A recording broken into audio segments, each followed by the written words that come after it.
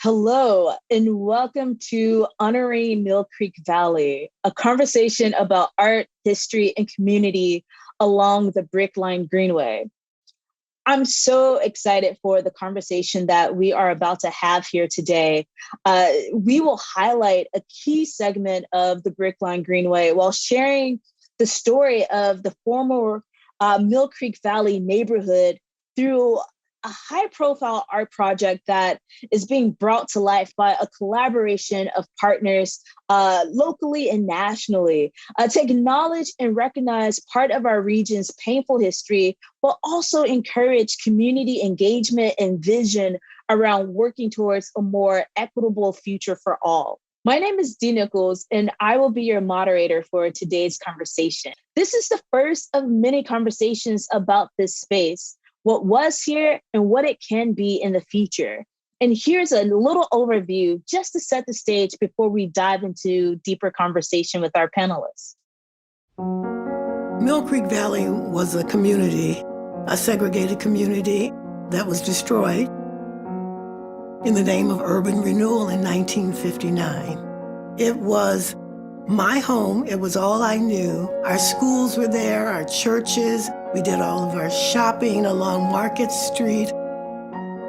So it was a neighborhood from Grand to 20th Street, from the railroad tracks to Olive Boulevard.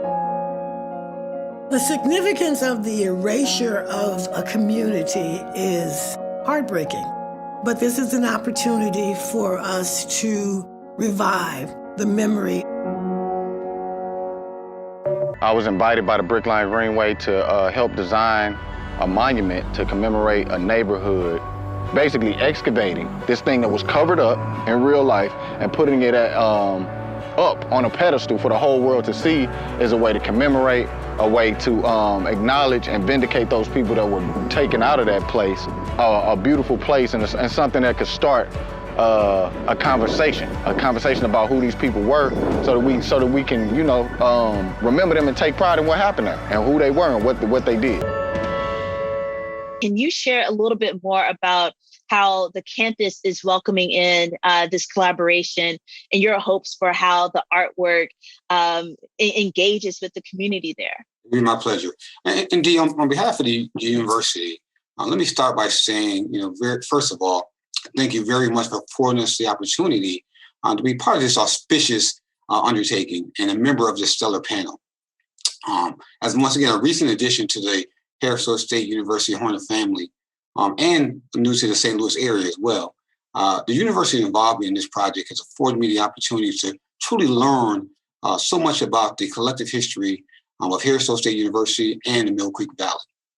Harrisville University actually traces its origins back as far as 1857. It was founded by the St. Louis Public Schools as its first public teacher education institution west of the Mississippi River. Today, we're actually an HUCU, and we actually offer a wide variety of degree program offerings. Our campus has a distinct pleasure, and Vivian mentioned these two particular buildings in her opening as well, but we have the unique and distinct pleasure of housing some of the only remaining standing Mill Creek buildings today. First one is we call our administration building. It's the Henry Givens Administration Building on campus. It was actually built in 1925, I believe, as the Vashon High School. And the second building is on the corner of Compton and Market. It's the Vashon Community Center. And that was constructed, I think, as a public works project back in 1936. And it's important to note that it was one of only 4 recreational centers that Black Americans or African Americans can actually use in St. Louis at that time. So we're proud, once again, to actually have those buildings housed on our campus. And it's just fantastic to think about the ability to be able to invite people like Vivian back to campus, so she can experience, today, right, what she experienced years and years ago. And so, Vivian, you're always welcome. Just let me know and we'll get you to campus for sure. But I'd be remiss if I didn't share, and Dee, you alluded to this, that we are making some upgrades on campus to one of those buildings. The Vashon Center will actually become the home of the Don and Heidi Wolf Jazz Institute and the National Black Radio Hall of Fame. We are actively working on renovating that particular building. We expect the renovation to be complete probably in about a year's time, and we'll probably look at doing a soft opening sometime in the fall of 2022. All right. Now, the university is also, we're about 90% complete on an additional renovation project that ties right into the Brickline project as well. And that's the renovation of what we call Stars Park on our campus. Now, Stars Park is actually the current home of our softball and baseball teams. It actually once was a home of the St. Louis Stars of the National Negro League team from 1922 to 1931. Now, there were actually 4 Negro League championships that actually played on that field, right? Mm-hmm. So it's historic in all stages, if you will, from that perspective. And the Stars Park is actually located very near the Vashon Center, once again at the corner of Market and Compton on campus. And the university actually partnered with the St. Louis Cardinals. So once again, as Kalia has talked about, right, we're actually teaming up with sport, education, and the arts, right, to bring this forward. But the university actually did partner with the St. Louis Cardinals and Cardinals Care on this renovation. And this is another way for us to really make sure that we're preserving and showcasing that St. Louis history. And having these community destinations literally on our campus it does great things for us. One of the things that we're always talking about on campus is, hey, how do we extend ourselves into the community and really truly be an anchor of that community? And the second piece of that is, how do we actually open our doors and welcome the community in so they can actually be a fabric, if you will, of the university. So we believe that all of these projects, put together does just that, right? It makes us a anchor of the community, right? And hopefully, once again, it shows that we're really truly embracing the opportunity, right, to invite the community to campus and really be part of that fabric. Yeah, and no one else is doing that more than our current mayor, Ms. Tashara Jones. I want to thank Great Rivers Greenway, St. Louis City Soccer Club, Harrisdale State University, the #1 HBCU in the city, Vivian and Damon, for their collaboration to make this project come through to fruition. Thank you so much, Mayor Jones.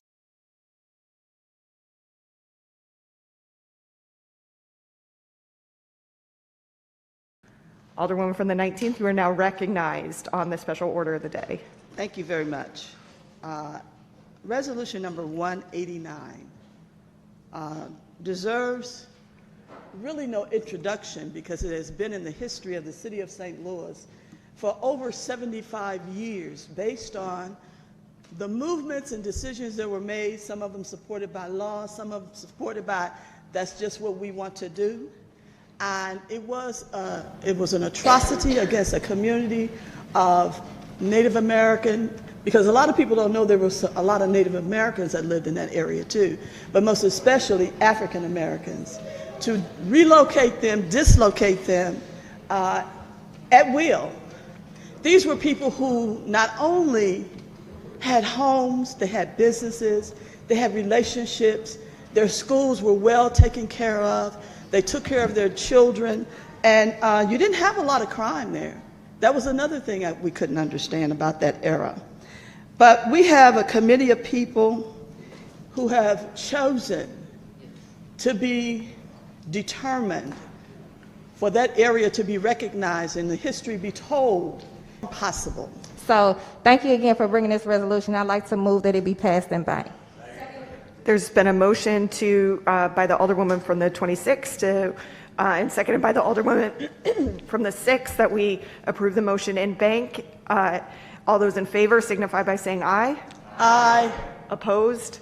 Motion carries. Madam Clerk, please make note of that. Thank you. Further discussion. Alderwoman from the 20th. The board. I too want to thank the Alderwoman from the 19th for bringing this forward.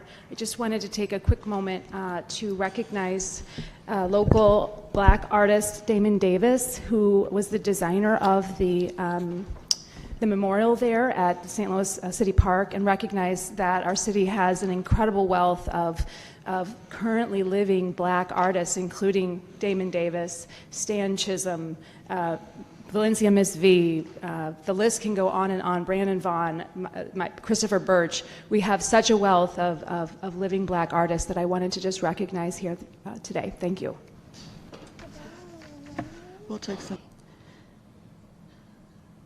In this resolution, as you heard and as it was read, the good works of God I must give to you today. Because you see, he works in mysterious ways. I had a project in the 19th Ward that failed. The project was called Mill Creek. And I had assigned some capital funds to help the project. So take a guess where those capital funds are going to now. It is going to the Mill Creek Valley Committee. And I tell you, I gotta say it again, God works in mysterious ways. How would you ever, you couldn't even plan it if you wanted to, that a project named Mill Creek failed, and it was already in my ward. I wouldn't have to go talk to somebody else. So it was real easy. I love it. You're accepting? I'm accepting. All right, and please give us some words, Judy. Judith Arnold.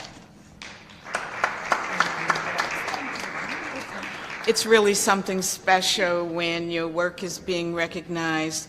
It's really something special when you are working with some formidable founders. Vivian Gibson, author of Children of Mill Creek, Dr. Malika Horn, author of Mother Wet, and our leader and pusher and facilitator, Barbara Martin. She brought us all together and made it very possible for this project to move forward. I appreciate very much the recognition that we're receiving today. Thank you.